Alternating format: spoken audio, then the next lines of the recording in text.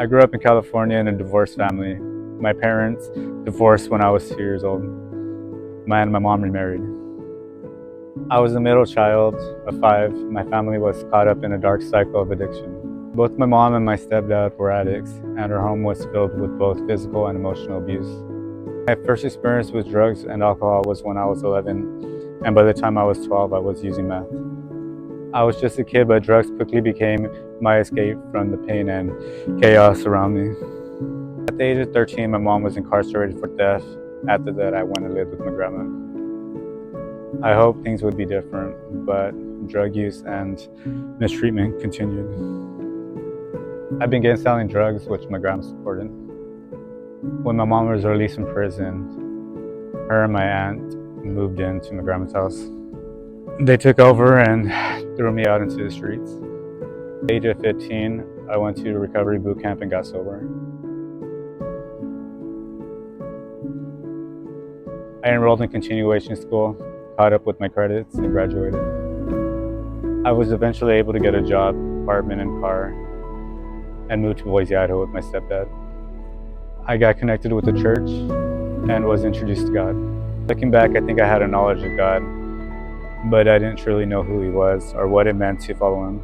My stepdad left Idaho when I was 19. I was forced to move back to California with my aunt, who also later abandoned me. I was around between multiple relationships for the next few years.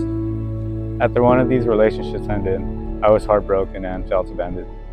I didn't want to face reality, so I began to use drugs more often. Over time, I got a job, a place to live, and a car, but I was using and selling drugs every day. As time passed, I grew to hate this lifestyle. After my car broke down, I lost my job and was stuck at my house, isolated from everyone. I told God that I wanted something different and I was willing to change. That's when a friend of my family in Washington promised to help me. I thought maybe this was the first start I had been praying for. I got sober, left everything behind, and moved here hoping that life would finally be different. But things didn't turn out the way I had hoped. The organization was not truthful about their intentions.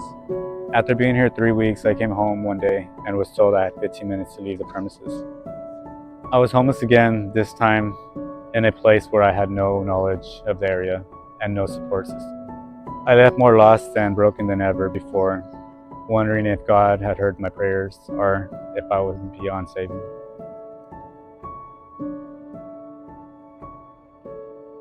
On May 5th, I found myself on a bus in Olympia, and I asked a homeless man if there was any shelter in the area. He pointed me to the Olympia Union Gospel Mission.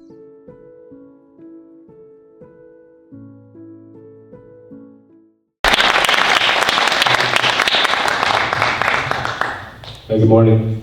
I'm wonderful to be here. I stand before you this morning as a man that God has changed through the Olympia Union Gospel Shelter Program. I've been sober over 2 years. Longest I've ever been sober. I'm financially stable. I have held my current job for about a year and a half. I have an automobile that is completely paid for, and I have been promoted to live in the transitioning house on Grand Street.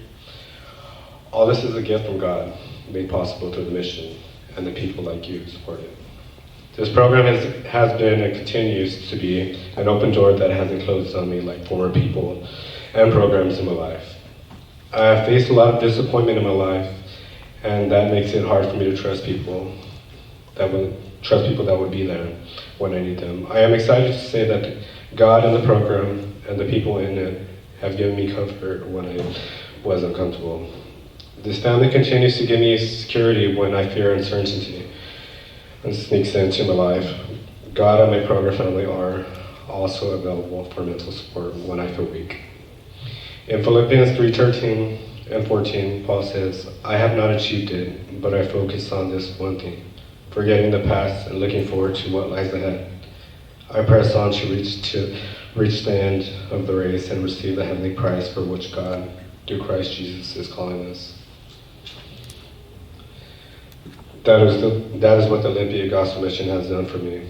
You all have helped me let go of the past and look towards the future where I no longer have to survive on my own. But I am a part of a great community built on following Christ. In addition, this program has given me a chance to share this walk with Christ, share my walk with Christ with others instead of trying to be a Christian by myself.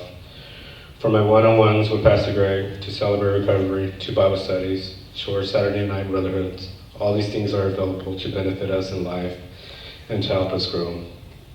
At the same time, I didn't realize these opportunities would be washing out those sinful thoughts and desires that I once had.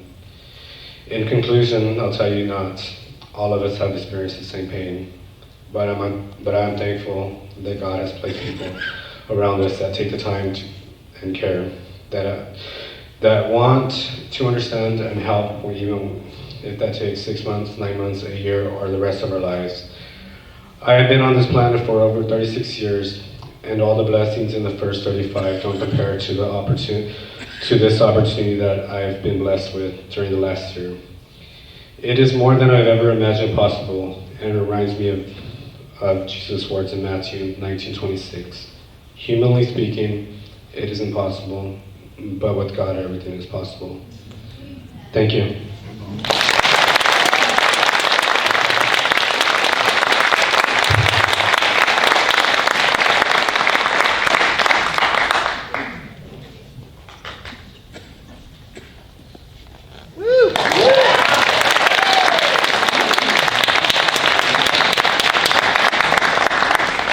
Our second graduate, Matthew Fournay, came through the typical life transformation program, which means he spent a lot of time in the kitchen at the mission and in Bible classes, because there's more Bible classes, more of those types of things in the traditional program, and God has taken him just on this tremendous journey. So Matthew, I'll introduce you and we'll watch your video and then you come tell us about it.